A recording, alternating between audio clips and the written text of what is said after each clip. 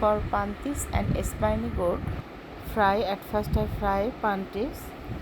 I marinated this fish with salt and turmeric.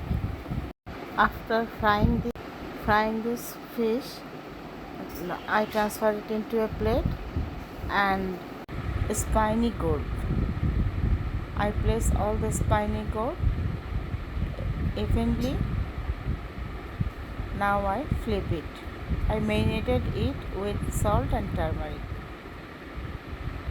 After frying all the spiny gourd,